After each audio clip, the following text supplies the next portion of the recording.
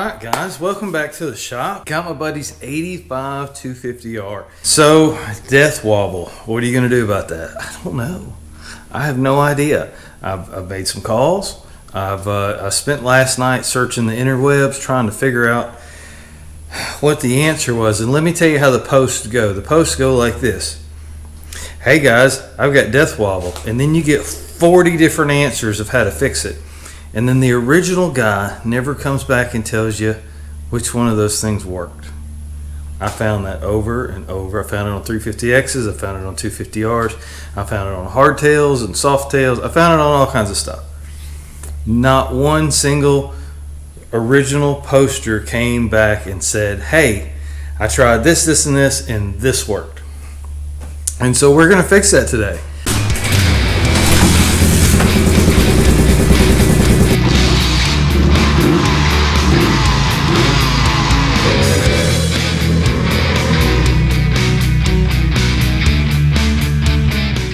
I am going to make sure that I'm going to scream it from the mountaintops. Well, actually, I'm just going to put it on the internet. So that's kind of the same thing. What we're going to find out. So I'm going to do a lot of checking, and so I'm not going to throw a bunch of parts at it yet. We're going to figure this out. There's a whole lot of there's a laundry list of things to check. The first thing I did when we brought it out to the shop is we swapped the back tires for some other back wheels and tires, thinking because it has a solid axle that one side might be trying to move in front of the other. Tire diameter, air pressure. We just alleviated all of those options by putting on two different wheels and tires. That eliminates tire run out, tire air pressure, irregularities in the tires, the rims. It's not that. So the next thing I did is I jacked it up here on the stand, and we fired up the engine, and we put it in first, and we let it run, and we all kind of stepped back, and there's like three of us, and we're all kind of watching different things, you know, what's moving, what's vibrating, what's doing what. And there's no play in the axle. There's no, if you grab it, it just barely moves. I mean, there's none. There's none to even worry about. We looked at the bent. It was possibly a bent axle. We're looking at the back, you know, the axle. Is it causing the machine to kind of walk like this? It would cause the front end to compensate for it. Couldn't find that. The hubs were fine. The hubs, you know, look good. They look square. I don't personally feel that this problem is in the back of the machine. I think we've checked all of those things. So what we're going to do, you're going to see me do some measurement. I'm not going to, unless I find something in your eureka moment. I'm just going to kind of show you or tell you the things that I checked. And so one of the things we're going to want to check is the squareness. And I know that sounds wrong. You can say alignment maybe. Maybe that's a more accurate word. We want to make sure that the three-wheeler is tracking properly and makes a triangle. I mean, that's in essence what we're doing. So we're looking for squareness, if you will, or balance, symmetry within the length of the forks, the spacing of the forks, the distance from the axle to the foot pegs, the distance from the axle nut to the axle bolt in the front. Anything that we can take a reference mark off of, and maybe this is going too far, but we can't. My buddy can't ride the machine like it is. The whole time he's riding it, the whole front end is doing this the entire time. And on pavement, it almost causes you to wreck, especially if you try to go, you know, any speed. So it's a big deal. It's a big deal. He's purchased this online. He hasn't had it that long, and he has yet to be able to actually enjoy it. It's just not safe. Of course, stem bearings is a possibility. Fork dampening, front axles, front bearings, front wheel, front tire. That's what I'm hoping it is. Front tire. Any of that. It could be anything. It really could. A couple guys, and I'm just kind of spitballing all the ideas out here to kind of recognize those guys that did take the time, think about it, and give me an answer. And I appreciate each and every one of y'all that wrote in what you thought it might be. I want to figure it out. I want to put the word out there so the next guy that comes along that runs across this will at least know my problem was this, my fix was this, and that worked going forward. Instead of kind of being like where I'm at now, I just have a bunch of guesses, and that's okay. You got to start there. Sometimes I was told once that mechanics is the process of elimination, and I I was probably told that like 25 years ago. And so I've always kind of kept that and kind of lived by that when it comes to turning wrenches is, you know, rule out, generally for me, is the easiest thing to check, then the cheapest thing to check, and then we kind of work our way up. Some problems are just easier to find than others. And so let's get started. I'm telling y'all, this weather is just amazing. You're going to hear that a lot from me for the next couple of weeks. This morning it was 47. So that's a record. So that's pretty good. So trying to make sure this vehicle, this machine is tracking true. So you want to try to find some kind of reference point that is true to the machine, that probably isn't changed or moved. And so for me, I think if we can check the squareness of the back of the machine, and then we can kind of rule that out, because I really don't think the problem's there. And then we're going to check kind of the squareness of the front machine if we can. I don't know that we're going to be able to pull real accurate measurements. I don't think anything on this machine is bent so far out of whack that you're going to be able to really tell it with the naked eye. So first and foremost, I would probably go, and I've never done this before, I've never had to, but it would make sense, like if you were setting up a chassis on a car, you take a fixed point, and here I'm thinking the foot peg bolt would be pretty consistent on both sides of the machine, and then I would come back here to a point on the axle. So what I would do is just on the edge of the axle nut, we were looking at 21 3/4 from just the edge of the axle nut to touching the back of the foot peg bolt. 21 3/4 exactly. Identical. But as long as the bolts are the same on both sides and they're in the same spot on both sides, to this machine, that number would be good. Okay. So the back of the machine is square. There is no play in the swing arm at all. There's no play in the swing arm bushings. There's no play in the axle bushings. That same concept could be taken from the actual swing arm bolt. Here, that should be the same. Let's go to touching the back of it to the axle itself. 22 1/4. Now this bolt is a little different in shape, and you got a brake pedal to worry about too. So that's to the axle itself is 22 1/4. Identical. Okay, so to the foot peg bolt and to the swing arm bolt, it's exactly the same. I'm just going to go ahead and kind of just lay it out there. I don't think the problem's in the back of the machine. I think the problem's in the front of the machine. So moving forward. Next thing I really kind of want to show y'all, I've already looked at this, but it's certainly something you should check, is any resistance in the neck bearing. If you had a bad bearing or sloppy bearing or missing bearing or something, or just a loose bearing bolt or head bolt, stem bolt, whatever you want to call it, if you had any type of resistance that was significantly more in one spot than the other, I could see where the front end would oscillate, you know, maybe into getting a bind or in a bad spot or anything. But this front end is tight, it's true. I feel like a chiropractor. I'm out here tweaking on this thing. There is no play in the front end. I'm gonna hurt it. There's no play in the neck at all. Zero. And as for turning force, it takes nothing to turn it. It's not sloppy loose.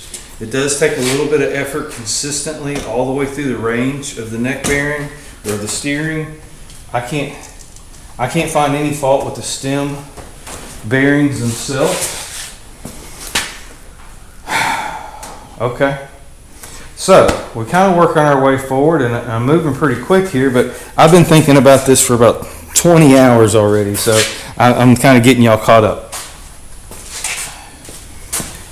We know that there's wheel spacers in the front. The wheel looks centered.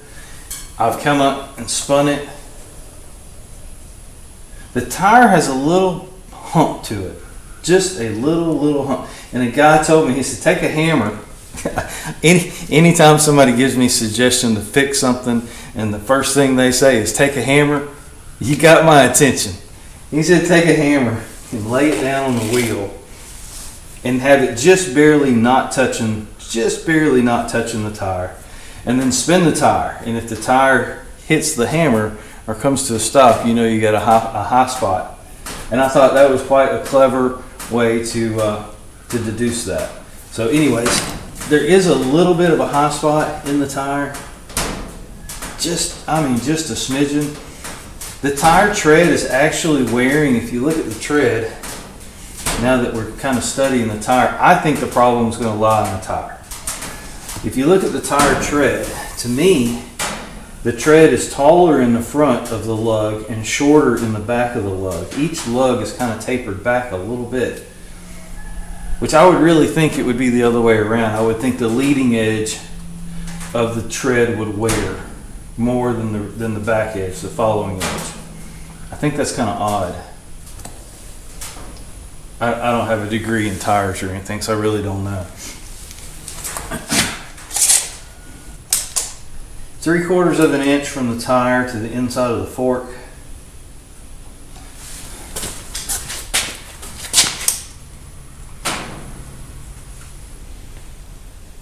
Three-quarters of an inch from the rim to the inside of the fork. Identical. Exactly. That's not gunshots. That's the metal building of the roof of my building expanding and contracting. Both forks are seated evenly. They are at the factory setting. There's actually a scribed line. Goes all the way around the top of your forks. If you're not familiar with that, your 350Xs, 250Rs, 200Xs, they all have a scribed line that goes all the way around the top of the fork. That is where you set the top of the triple tree. One gentleman asked me about the distance between the triple trees. He was concerned maybe that one of them was bent. It's kind of a fixed thing. Trying to get in the same spot. We got bracket. It's 8 1/4 on both sides from the top of the triple tree to the lower part of the lower triple tree. Identical.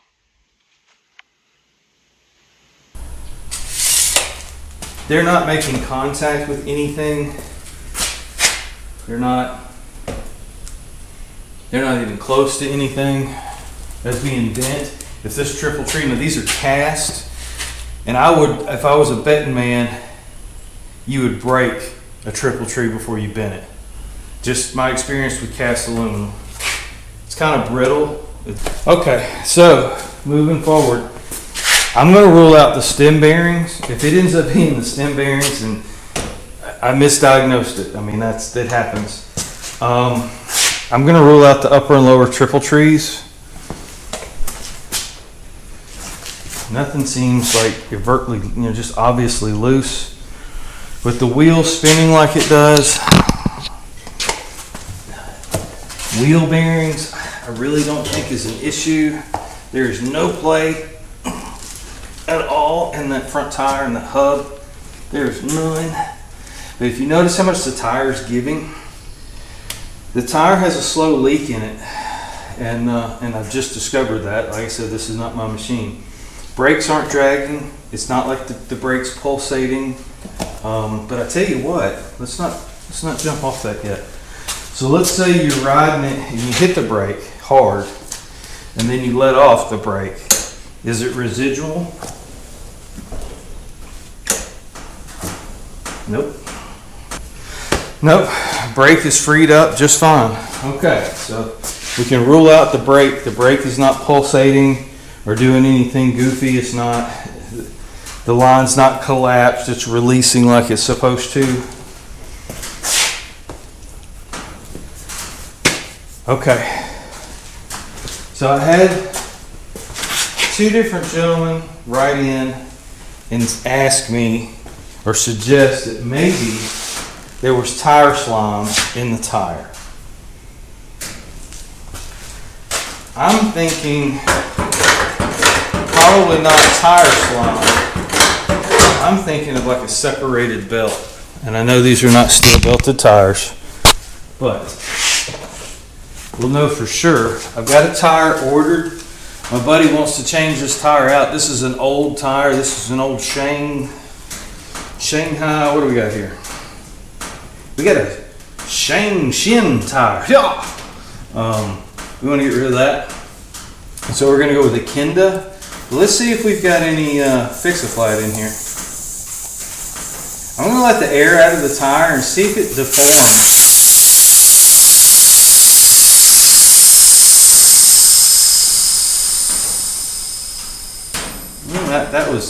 That was anticlimactic. I really was, and it wasn't on film.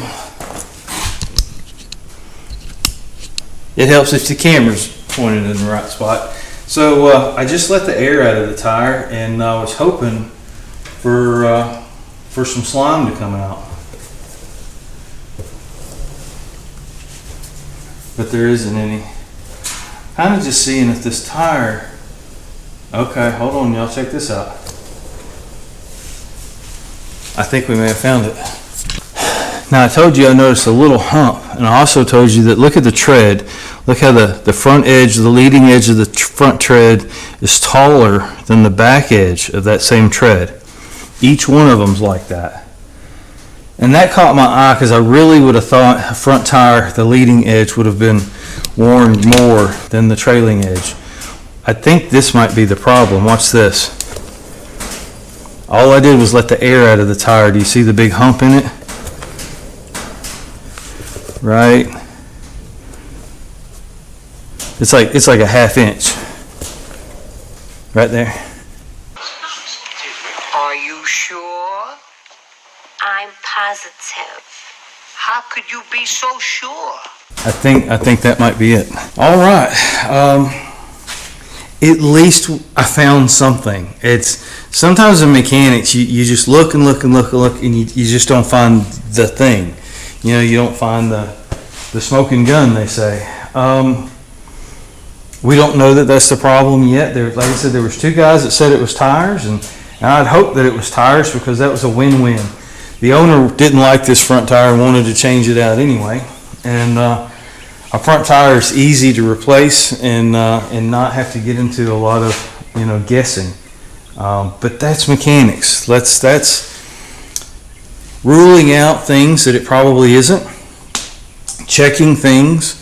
By swapping out the back wheels and tires, I was really, pretty certain right then and there. Checking the squareness, the alignment of the rear axle to the chassis. It's spot on. I don't find anything wrong there. The front tire is centered in the forks.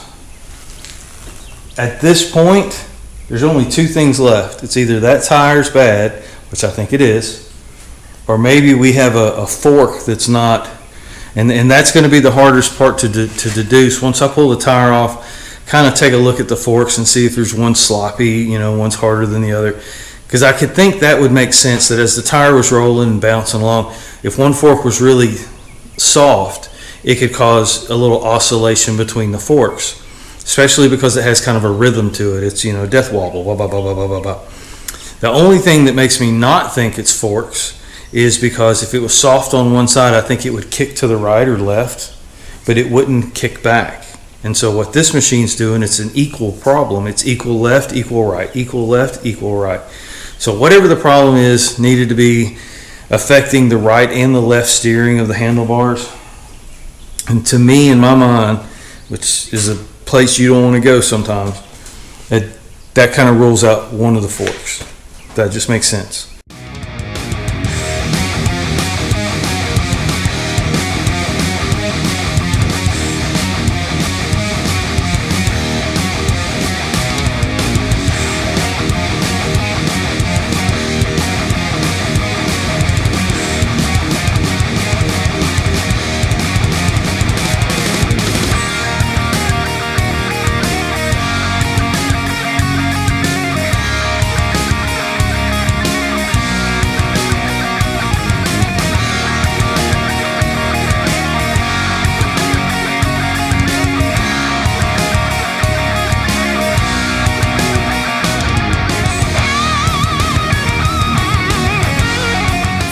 All right, guys, yeah, that's mounting a tire. It's just that simple. I know I say that, I've got a tire machine. If you are going to mess with things with tires, and I mean go-karts, mini bikes, motorcycles, dirt bikes, ATVs, tractors, cars, trucks, if it's got wheels and you've got more than like 4 of them, you can get a tire machine used for $800. This is a Coates. It's dirty, but it's a great machine. It just sits here, but it's here when I need it. I've done a video on it once before. I won't go into it. It's one of those tools. If you've got it, it's the difference. I changed the tire in 15 minutes. It'd have been 10 if that old one would have come off properly, but it was really on there. I'm glad I didn't have one of those manual ones trying to break that tire down. And I didn't want to have to cut it down. That's why I kept working it and working it. When you get the bead to pull away from the rim, spray some lubricant in there, and it won't go back and make that seal again. It'll start kind of creeping, if you will. It does help, believe it or not. I think this is the culprit. I'm going to go grab some coolant. We're going to top this machine off, and I'm going to take it for a ride. There's a few more things we're going to do to it, but I have a hunch that's going to fix it. This tire has got a wonky egg shape to it. Sorry for the hiss. That's the air compressor bleeding off. I didn't find anything inside it. I really thought I was going to find some slime or hatch or rock or I don't know, something. If you saw this tire, you wouldn't think nothing's wrong with it, but there's something wrong with it. It's old is one thing. Shane Shin tire. I don't even think they're made anymore.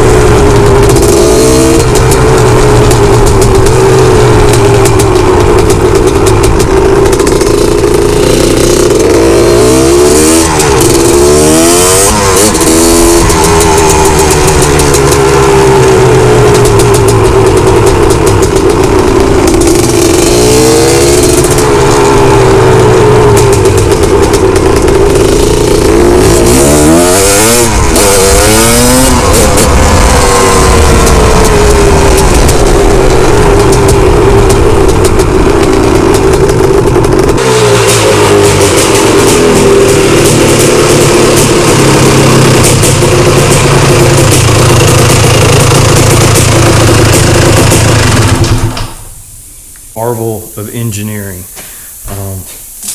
That's why I like the 3-wheeler so much. It's, you know, I could like 4-wheelers too, but there's just something about the sketchiness of this and the smile that it puts on my face. That's why I do it.